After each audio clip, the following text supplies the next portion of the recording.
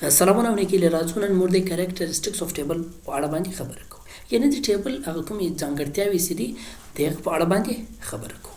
یعنی اوله ځانګړتیا دا ده کوم چې په ایم ایس اکسس کې چې کوم سیل دی که هغه د فیلډ مربوطي که هغه د ریکارډ مربوطي په هغه کې باید موږ یو ویلیو ایډ کړو، یو شی باید کې نوشته کړو.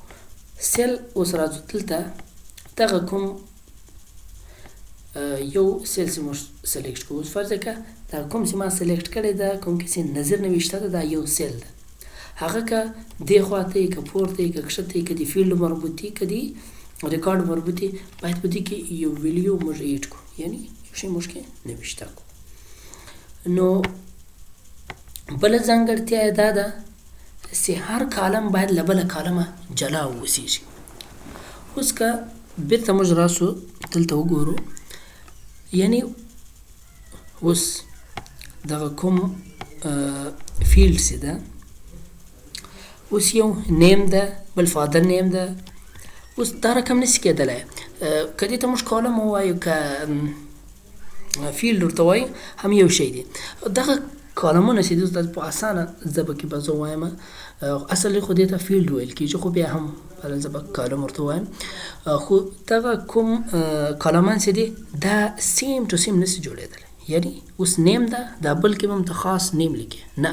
اوس ګوره نیم خو کې نوشته سوی ده خو هلته اف ورکول سوی ده، یعنی فادر نیم څه جلاوالی ښکاري، یعنی څه ځین جلا سوی ده. او راځو ګورو یې بله ځانګړتیا یې دا ده چې دا فرق نه لري. اوس ګوره که دلته موږ فیلډ وګورو نیم د فادر نیم د فون د اډرس ده. اوس که موږ وغواړو اډرس مخکې راولو نیم اخري ته بوځو، که یا کانټیکټس یا فون نمبر مخته راولو نیم له هغه بعد کو. په دې څه هغه نشته که هر ځای هر کالم یعنی هر فیلډ هر ځای ته کولی شي چې راولي. او بله ځانګړتیا یې ده هره رو، یعنی رو ته خو ریکارډ هم ویل کېږي خو بهرحال زه به بیا هم رو ورته وایم. هره رو چې ده موږ ته یو ریکارډ راشي. اوس که دلته موږ راسو دا زه سلیکټ کړم دا اوس ریکارډ ده. اوس ګوره نظیر ده، پلار نوم یې حسین ده، دغه رقم فون نمبر ایکس وای زیډ اډرس ایکس وای زیډ دا رقم هلته راغلی. یعنی هره رو چې ده هغه موږ ته یو ریکارډ ښکاري.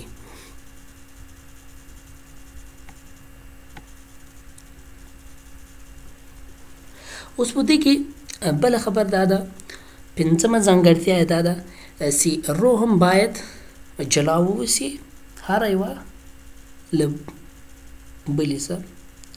نو د هغه دپاره اوس ګوره مهمه نه ده چې ټول دي جلا واوسي.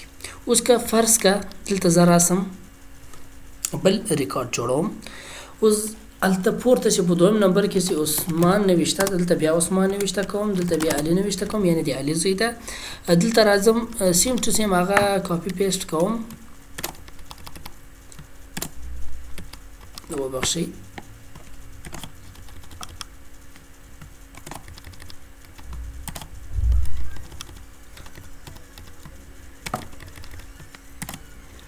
اوس دلته لکه د کوم ځانګړتیا په اړه چې موږ خبره کړې وه پنځمه چې وه عثمان علي، یعنی عثمان سو پلار نوم یې علي سو. اوس ګوره فون نمبر یې هم یو سو اډرس یې هم یو سو، مګر آی ډي نمبر چې ده دا یې جلا سو. دا رقم نشي کېدلی چې دا کوم ټول چې دي دا د یو یې او آی ډي نمبر دې جلا یې دا نشي کېدلی. نو راځو دلته کومې نورې ځانګړتیاوې چې دي د هغه په اړه باندې خبره کوو. بل راځي کارډینالیټي اف ریلیشن او ټیبل. اوس ګوره دغه ریلیشن تاسو په مخکې هم نوم اورېدلی د ریلیشن یا ریلیشنشپ. دا په ایم ایس اکسس کې به د دې نوم تاسو ډېر اورېدلی، خو یعنی یو ټیبل د بل ټیبل سره کله کنیکټ سي، یعنی د یو انفارمیشن بل انفارمیشن سره شیروي سره کنیکټ شي هغه ته ریلیشنشپ وایي. په هغې کې بیا فرض ته 1 to 1 یا 1 to many ریلیشنشپ جوړېدای شي. بله خبره دا ده کوم ټیبل چې ده دغه ټیبل ته ریلیشن هم ویل کېږي، ریلیشن هم وایي. اوس هغه کوم شی چې و کارډینالیټي دا پاته شوه. داسې ده دا هغه ته ویل کېږي. اوس بیا راځم دلته زموږ کوم ډیټابیس ده. اوس په دې کې تاسو کتلی شئ چې په دې کې څونه ریکارډونه پراته دي، یعنې په دغه ټیبل کې چې کوم ریکارډ پراته دي یا په دغه ریلیشن کې چې کوم ریکارډ پراته دي دې ټولو ته چې هر څومره وي هغه ته کارډینالیټي، یعنې د دې کارډینالیټي شپږ ده، یعنې په دې کې شپږ ریکارډ دي، یعنی نمبر آف ریکارډ ان ا ریلیشن چې هر څو ریکارډ وو په یو ریلیشن په یو ټیبل کې هغه ته کارډینالیټي ویل کېږي. او بل دا موږ زیاتولی هم سو. اوس فرض یې که هلته چې شپږ ریکارډه دي، زه راځم دلته بیا یو الې نوشته کوم، یعنې دا 7 سو 8 سو 9 سو دغه رقم چې ځه نور مخته دا چې موږ ایډوو هغه د ده کارډینالیټي هغه پسې زیاتېږي، یعنې چې هر څونه موږ ایډ کو هغه نور هم زیاتېږي، یعنې هغه بدلیږي. نو نن دا اوس موږ د ایم ایس اکسس د ټیبل په ځانګړتیاو باندې خبره وکړه. انشاءالله تعالی مخته به هم درسونه دوام ولري.